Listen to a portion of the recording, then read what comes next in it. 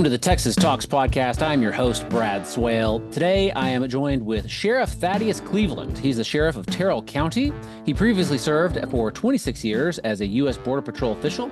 He is a member of Coalition Against Cartels, a national effort to expose the illegal operations of cartels in U.S. communities. Sheriff Cleveland, how are you? Hey, Brad, I'm doing good today. How about yourself? I'm doing really well. It's a pleasure to speak with you. I live in Austin, but I pay attention to the news. I think that the border is certainly maybe the biggest issue now. Maybe in all of politics. Certainly, there's other things going on, whatever day to day. But the border keeps coming up, and so it's a pleasure to have someone on the show. Terrell County is a border county. Is that right? It certainly is. We have 54 miles of border with Mexico, and also we're the 10th largest county in the state of Texas. We have about 2,300 square miles that we're responsible for here, but our population's only about 800. I was going to ask, with a population of 800, I mean, you see, I don't know, like 8,000 immigrants, illegal immigrants. What do you prefer to call them? Illegal immigrants? Yeah, I still use the term illegal alien. As you mentioned, 26 years with United States Border Patrol. That was a term that we used before, the Biden administration came in and wanted to change it up to, I even forget what they had, 2 or 3 choices, but basically non-immigrated, non-documented citizens. I think NDCs, that's what it was. So, but I still keep illegal alien. That's what I grew up with. So sure, illegal aliens is fine by me. We all know what we mean. So. What is it? Sometimes you get 8,000 encounters of illegal aliens in Terrell County in a week, in a month. No. And so let me break it down for you. So historically, we get about 1,000 a year. That's a drop in the bucket compared to the rest of the Southwest border as a whole. But with that being said, historically, we're the busiest station between Del Rio, Texas to El Paso, Texas, and that's about a 600-mile swath of border. And the reason that there's not a lot of activity out here in the Big Bend region is because there's not a lot of infrastructure south of us in Mexico to facilitate a large flow, or infrastructure north of us here out in the Big Bend area to facilitate a large flow out of this area once they cross. Sure. But let me tell you, since the Biden administration took over, and I don't like getting real political, Republicans, Democrats. And the reason I say that is because when I speak to border security is I got hired under Bill Clinton. President Clinton worked through President Bush, through President Obama, through President Trump, and a portion of President Biden. But what I'll tell you is that those first 4 administrations all contributed to border security. They all built fence. They all added infrastructure. They all added technology and more Border Patrol agents. This current administration is doing absolutely nothing. But to get back to those apprehensions, I want to compare, that historical number, about 1,000, again, a drop in the bucket, to what we've seen these last 3 years. The first year President Biden took over, we had a 286% increase in illegal alien apprehensions. Gotaways were just a bit more. Our highest watermark was last fiscal year, 2022, and we had a 417% increase in illegal alien apprehensions and about a 467% increase in gotaways. Last year's numbers dropped, but they were still higher than that, the historical number. Sure. So with that being said, we've seen a significant increase, just like the rest of the border, and not just apprehensions, gotaways. We have the unknown number. We know people cross out here that we just don't detect. And then we have deaths. So historically, one death a year. The last 3 years, we've had a total of 37 people that have died in our county trying to cross this portion of the border. Geez. And the reason why I bring up that number is because, you're the county, it's a large geographical area, but only 800 people. You get an influx of thousands of people in a year. Like that's a big difference. I don't know that they're necessarily staying in Terrell County for very long, but still, like I can't imagine that Terrell County, with 800 citizens, 800 residents, had a lot of infrastructure to begin with to, I don't know, maybe you had enough for the 1,000 that you had historically per year, but you jump that number up to multiple thousands more. It's got to be a real strain on your resources. It certainly is, Brad, and you hit it right on the head. And not just with resource, but financial means. We're a very poor county. Yes, we're large, but like most border counties, we don't have a lot of money generated in the immediate border area to really, be able to fund EMS, fund our sheriff's office. We only have 3 deputies funded by the county for the the 2,300 square miles. Thankfully, under Governor Abbott's Operation Lone Star, we've been able to hire 2 more full-time deputies and 2 more part-time. So that's really helped us out a lot. And not just with positions, but also with vehicles, with equipment. I mean, we've really benefited through Operation Lone Star over the past 2.5 years. Sure. So, I mean, we hear a bunch of stories in the news. Obviously, like I said, the immigration issue is so big. We have major cities across the United States, regular people speaking up and speaking out like this is a problem because the immigrants, the illegal aliens are showing up in their communities too. It's not just a border county or border state problem anymore. And so I'm curious, are the stories true? You were a border security agent, a border patrol official. Are the stories true that today illegal immigrants are just essentially sort of like waved through? Maybe they give a little bit of information. Who knows if it's really true or not? And there's little to no hope that they'll ever see the inside of a courtroom, or is that sort of overblown? Not overblown at all. And as I mentioned earlier, I'm not here to take one side or the other. And as a sheriff, I'm here to protect everybody. I don't care if you're red, blue, in your political affiliations or any other colors. But no, what we've seen on depends on which media you watch. That the numbers are just I don't have more than we've ever seen. I mean, obviously, so the millions were historically, yes, we had some higher number of years, but again, all those administrations adding the manpower and the infrastructure technology helped reduce the flow. And I'll tell you, I think it was September 29th back in 2019 during a presidential debate when President Biden was asked on Univision, hey, what would you do with those asylum seekers and those want to come here? He said, I'd let them in. So when he took over as president, they had heard that message, and that was the big draw. They knew that this president would allow them to come to the United States and stay. And it's not about immigration. It's truly about border security. Back when I first joined the Border Patrol, we were the part of Department of Justice, and we were the Immigration and Naturalization. I need to slow down. Immigration and Naturalization Service. Immigration was our core mission. Yeah. But after 9/11, our mission, we got sucked into the Department of Homeland Security under Customs and Border Protection. And Homeland Security became our mission. It was no longer the immigration. It was protecting our nation's borders and keeping bad people and bad things from crossing our border. And that doesn't just happen overnight. It took years of development and years of implementation of plans and operations and technology and infrastructure. And we worked our way up to that point, when President Trump was in office, and we had 400,000 apprehensions that last year of his presidency. But again, that was all dismantled as soon as this president took over. And Border Patrol turned 100 years old this year, and I like to often say that he dismantled 100 years of progress in a matter of about 6 months. So what you're seeing, yes, people are being once they come to the border.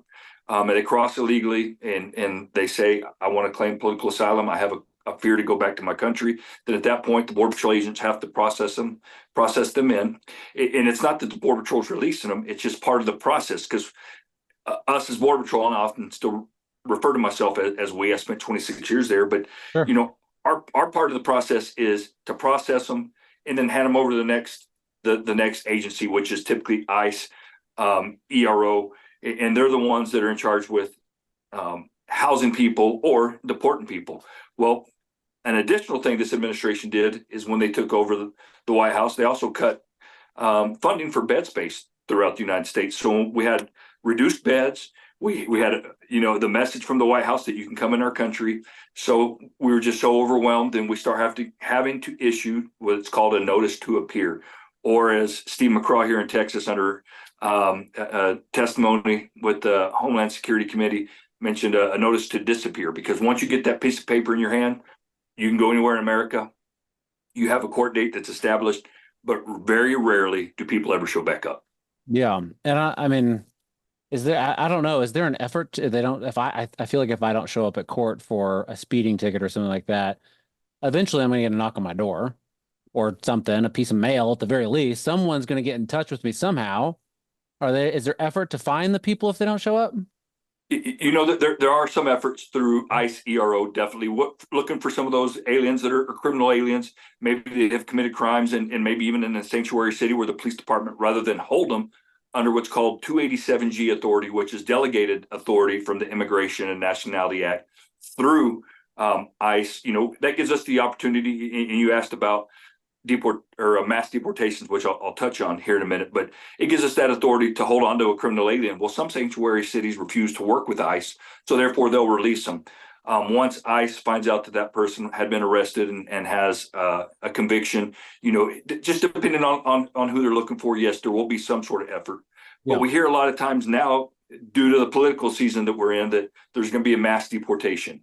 Yeah. And I can tell you, after being a Border Patrol agent, as I've mentioned, we just don't have the resources in the United States of America to go out and just go looking for all those that have been millions of people that have been allowed in illegally based on false asylum claims.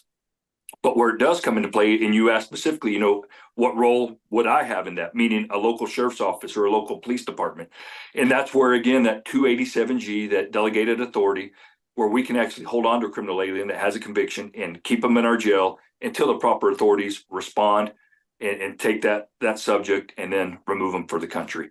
I'm fortunate here because I have a Border Patrol station. And actually, the last 11 years of my career, I commanded that station. I was a patrol agent in charge. Sanderson, where I'm sheriff, I know I didn't delve into that too much. This is my hometown. This is where I grew up. This is where I'd still be a Border Patrol agent, but unfortunately, we lost our sheriff to a heart attack. And he had also been a 30-year veteran of the Border Patrol. I had time to retire, and I took over. It's time to take care of my community in a different manner, and yet still being able to support the U.S. Border Patrol. And to be honest, I can probably support them more from this position here as county sheriff than I could as the patrol agent in charge. Yeah. So I believe that you've said something along the lines of, anything and everyone crossing the border has the blessing of the cartels, and you're a member of the Coalition Against Cartels. And, I don't know, that sounds, I mean, I know the cartels are heavily involved in the human trafficking and smuggling and all, and certainly drugs and a lot of other crime and everything. I've talked to other people about that before, but I mean, is it truly anything and everyone? Like, I don't know, just to give, I don't know, a hypothetical. If I'm in Mexico, I'm not an American citizen. I'm trying to cross the border, and I see Terrell County right across the water over there. Am I not crossing unless the Border Patrol says I can? So I think I kind of cut two different things. So yes, the cartel does control every inch of the U.S.-Mexico border, Okay. and everything has to have their blessing. Does it always get their blessing? Well, maybe some things may I'm not. sure. If you're over there, you want to, right? Yeah, Well, but 100%. because there's a lot of alien smuggling organizations that aren't necessarily aligned with the cartel, but they Yeah. still pay that bribe, what they call in Spanish the mordida, to cross in that plaza, that piece of area, and they know that if they don't and they get caught, then their lives may be at stake.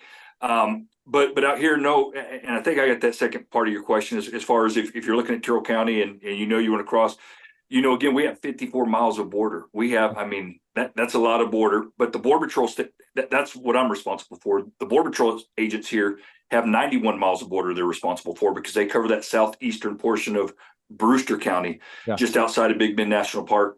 That's the third largest amount of border that a single station has along the entire U.S.-Mexico border. And again, out here we have big counties. Brewster County has the Border Patrol station there, and Alpine has 151 miles they're responsible for. Presidio County's next with 111 miles, and then we're at 91. But I want to get back. Did I answer that part of your question? Did Yeah, I I hit think so. I mean, it's certainly not everything is going to be 100%, but it seems like the cartels, I gather that the cartels are, if I'm on the other side of the border, I'm not an American citizen. I see Terrell County right across the river and I want to cross it. I might be able to, but Sure, if I get sure. caught or if I'm working with an organization that's not the cartels aren't going to be too happy. Correct. And you're right. That could be bad news. Yeah. So I For mean, as you're talking about this, and I hadn't thought about asking this, but I think it's important. I mean, you're covering 90 plus miles. You're talking about the next county's over 100 plus miles, and those that don't, if you're listening to this and you're not from Texas, West Texas counties are massive. They're very, very big. I mean, I've driven through them, and they're huge. So, I mean, what is the morale like for the I don't know, that for in your office and for the Border Patrol in these areas? do they feel like they're being supported? Do they feel, I mean, we talk about staffing crises all over the United States when it comes to police departments. I don't know. And I think DPS, Texas Department of Public Safety, is experiencing something similar. I don't know. Is that same thing happening with these agencies? Or do the officers feel like they're empowered to do their job? So I want to touch a few things as I Yes, articulate please. that, and I hope I do a good job with it. And so, as far as Terrell County, we don't have a crime problem. We have a border security problem. Yep. We do. We're small in population, large county. That's what we experience. Again, I told you my community, we lost our sheriff. My county had a need. That's when I decided to retire and come on board. And I tell you, I've worked 100 times harder. And I don't say that in a manner to brag or um,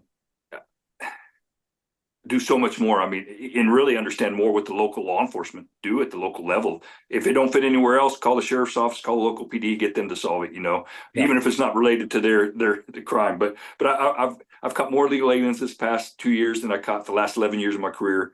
I do it for about a quarter of the pay, but I would do it absolutely free. Again, I believe in my community. I believe in rule of law enforcement, and also when we're out there apprehending people, that we hear that they're not all bad. Are they breaking the law? Yes. Have I sworn an oath to protect and defend our Constitution and our borders? I certainly have. And when we save a lot of lives, talking about just not us, Border Patrol daily, and people often tell me, "Hey, thank you for what you do your job so hard," and I often tell them, "Hey, I'm in law enforcement because that's what I'm attracted to. I've been shot at. I've been in fist fights, pursuits. What is hard about our job is seeing the women, the children, the old people. I mean, those that cross, sometimes the poorest of the poor. I still have a heart. I'm still a human. Sure. I'm going to do the job to my best of my ability. But when you see that day in and day out, it's sad. But the morale here with our Border Patrol agents, again, what you see happening in Eagle Pass, in El Paso, Texas, what you see happening in Lupeville and San Diego with the mass people from all over the world coming into our country, being allowed into our country. We don't have that here. We have here primarily adult Mexican men crossing our portion of the border. We will see some females. We will see some accompanied juvenile. You hear the term unaccompanied, Yeah. but we have typically a teenager be crossing with his father, brother, uncle, something of that nature. But we have kind of that historical cross-border activity that the U.S. Mexico has always had. We catch, again, primarily Mexicans. We will catch some from a few different countries, Honduras, Guatemala, but again, primarily Mexicans. And they're primarily coming in the United States to work. They're going to Santa Maria, California to pick strawberries. They're going to Austin, Houston, Texas to build homes. They're going to Dallas, Fort Worth, and they may be sent out to other portions of the United States. But that's what we see here. So the agents that are here, they're out there making apprehensions daily, tracking people. I mean, they get out and still get to do that kind of historical mission, the U.S. Border Patrol. They're not having to sit there and babysit somebody that's coming in claiming asylum that we all know don't have a right to asylum. You mentioned some other agencies. We do have support from Operation Lone Star, Texas Department of Public Safety, Highway Patrol troopers, and Texas Rangers here, Texas Parks and Wildlife, game wardens in the area. And then we also have Texas Military Forces. So we have the full gamut of support from the state. In the workout here, of course, you mentioned crossing through West Texas, the Big Bend region.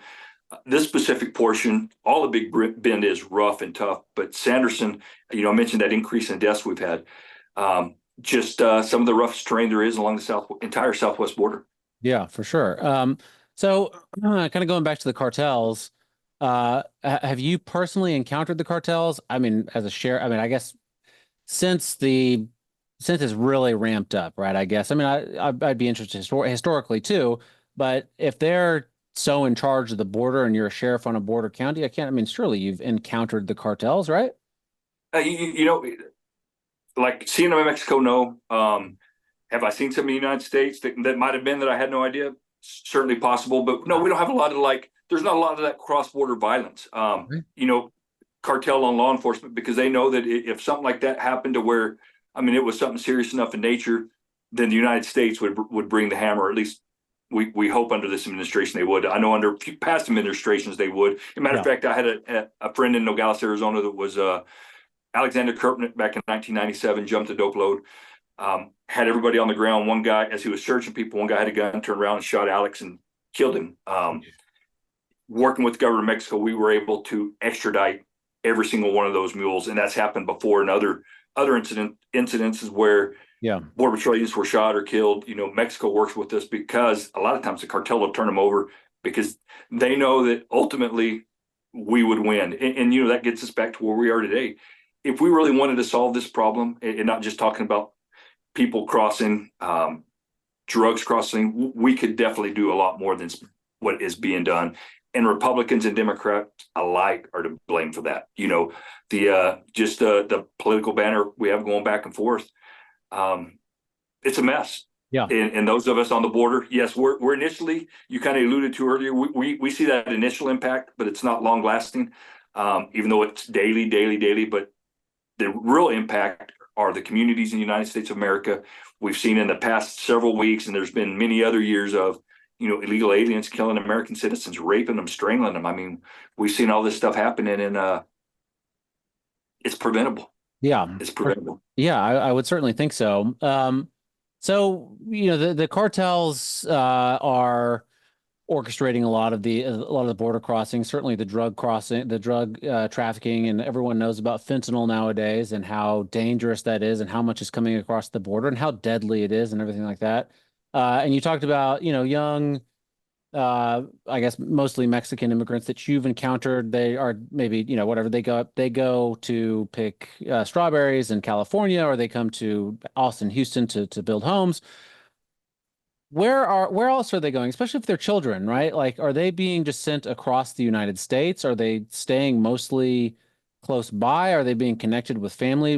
Where are they going, and where are the drugs going? All over the place? There are definitely those kids that are being trafficked, and Yeah. there are definitely those that are being, reunified, if you will. The parents have crossed, and now the kids are being sent to catch up to them, if you will. The drugs going everywhere. And I'll tell you what, since I've been sheriff, I've gone to various Texas counties to extradite smugglers back to my county that didn't show up for court. I went out to Nacogdoches, man, illegals everywhere. And I mean, there were a lot. And when you've been raised on the border, as I have my entire life, and I didn't mention that either. I've spent my entire life, other than my time in the military and my time at headquarters, Washington D.C. and the Border Patrol, on the U.S.-Mexico border. Yeah. And people that cross illegally, they don't look like us, they don't dress like us. Even when they've been here for a lot of years, they haven't assimilated to the point where they still stick out. Yeah. So I've gone to Nacogdoches, illegals everywhere. I've gone up to Texarkana to pick up another guy, illegals everywhere. I've gone to speak at fentanyl rallies down at Surfside Beach, Texas, up in Little Rock, Arkansas. Illegals everywhere. Again, traveling up to DC, I'm actually going to DC next week. I will see illegals. And again, our economy relies heavily on them, Brad. You know that. I mean, that's who, as I mentioned, that's who built our houses. That's who slaughters our beef cows or chickens and poultry. I mean, that's who does a lot of the menial labor within the United States. So they're integrated in our community. And when you have these pockets of them, you're going to have some of those bad actors that are part of the cartel that are helping smuggle the drugs, distributing it across America.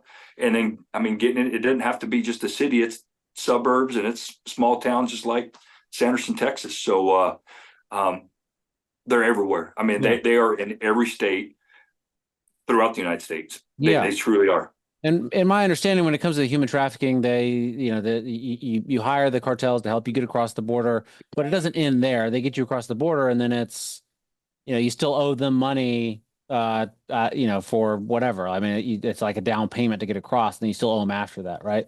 I don't know if that money's being sent, via Zelle or Venmo. I don't know, but I know the cartels are operating within the United States. They certainly could be in Austin and Houston. They probably are to some degree.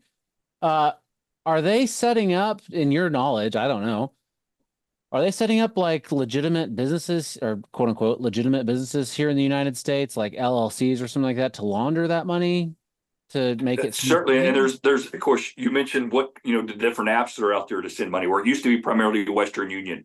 Then they started, once the government started kind of, I don't want to say cracking down, but tracking that money and tracing it, and then making it more difficult for them to use that avenue. They started using, the gift cards, the preloaded cards where you could buy those. So they continue to evolve as we continue to evolve to catch them. So certainly on that aspect, but for sure, there's legitimate people that come from Mexico, or it'd probably be a bit harder for an illegal alien, although they still can, but setting up legitimate businesses and just laundering it through that, or even American citizens. We catch illegal aliens in our county that are coming down to pick up other illegal aliens because, as you articulated, they paid half their crossing fee. They still have to work off the other half, so they're forced into driving down here to pick up other illegals. So the same thing kind of on the business aspect. They're going to be working for maybe legitimate businesses to help continue to pay off their portion of the smuggling event, but also those businesses may be set up to help launder some of that money. So it's all linked together, and they've been doing it for years. And So, obviously it is that, as you mentioned before, I think your words were the political season that we're in, and we are in certainly a unique political season. Well, I guess it happens every 4 years, but this one, that always seems a little bit more unique every 4 years. We touched on the mass deportations, which has been sort of floated by Trump, and you gave us our thoughts on that. Gave us your thoughts on that, and others have suggested. I think it was maybe, I don't know, some of the candidates for the Republican nominee were talking about maybe labeling the cartels as terrorist organizations, and I don't know. I don't know if that's a good idea or a bad idea. I'm just a guy in Austin for all intents and purposes.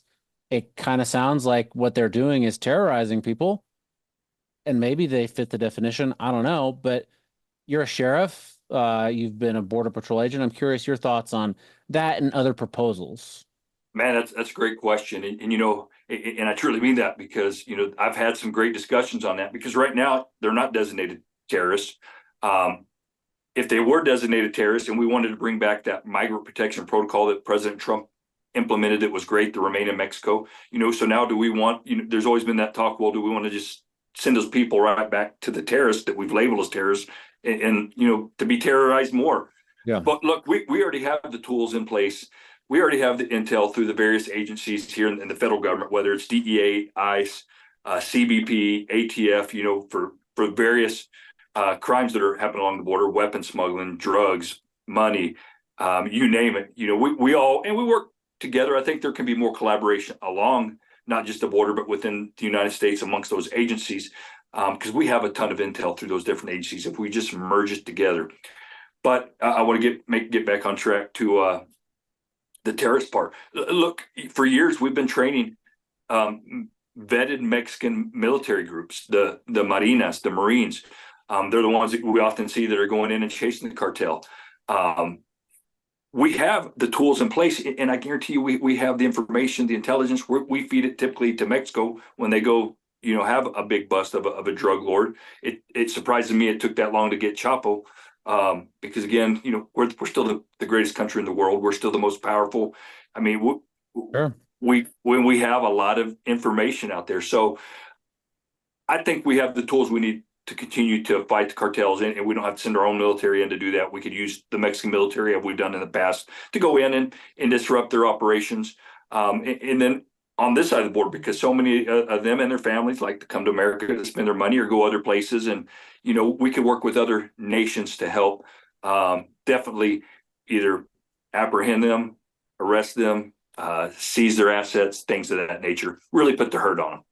So, I mean, obviously not everyone that crosses the border is Mexican. You've said Hondurans, Guatemalans, there's been a lot of talk recently in the news about Chinese nationals.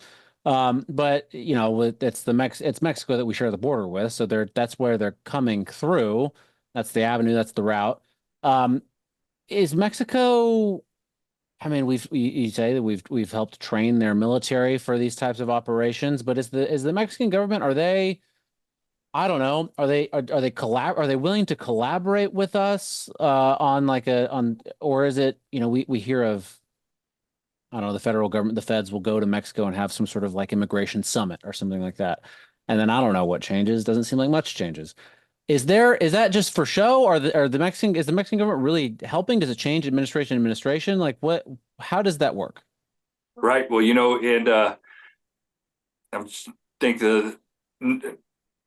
right now they know we have a weak president, and we even saw AMLO when he got on 60 Minutes, and he kind of beat up the president, if you will. He made some threats to the president, but you look under President Trump, we had never had a president that forced the government of Mexico to patrol the northern border, as the U.S.-Mexico border, or the southern border with Guatemala, which is huge because you take the U.S.-Mexico border that's 2,000 miles, but you have all those other countries also entering in through those Central American and South American countries at about a 200-mile border. It's actually less than that. It's much easier to control it there than before it gets up to here.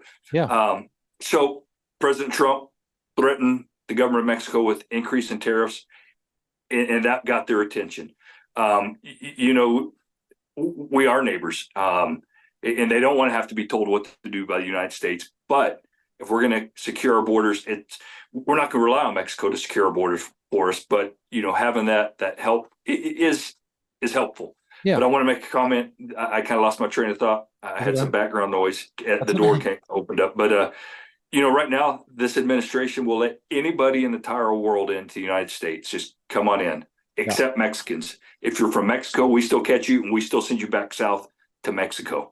It's if I had a choice in the whole thing, and again, we know it, the majority of people, Mexicans, are coming here to work and they send their money south. Where a lot of these other countries, honestly, they don't have anything. They don't have that structure back where they want to send their money. They're coming here because they want to live here. So they're the ones that are coming here, sucking up all those resources, those billions of dollars.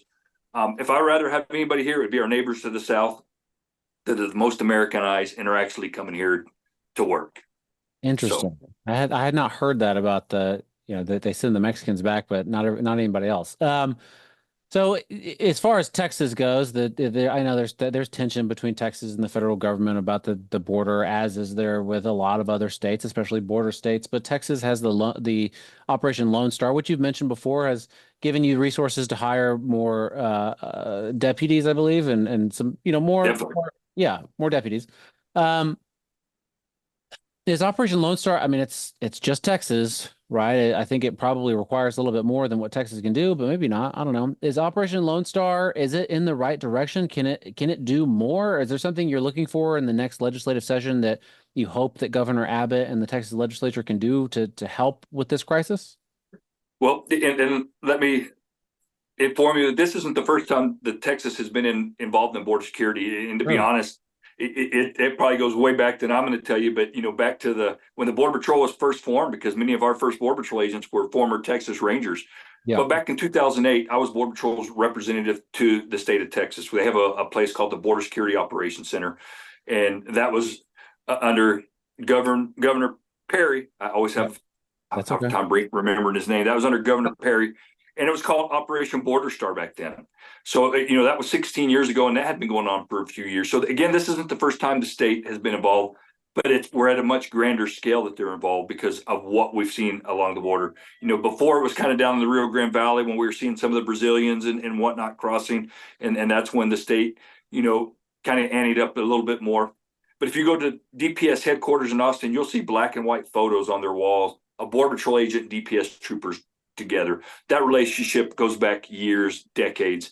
And, in this administration really tried to drive a wedge between us because of what Governor Abbott was doing and what this administration didn't want to do. But I can tell you Border Patrol agents are grateful for what Governor Abbott's been doing along the border. My county, we received over $2.5 million. Let me make sure I clarify that. $2.5 million for positions, for resources, for salaries, things of that nature. Yeah.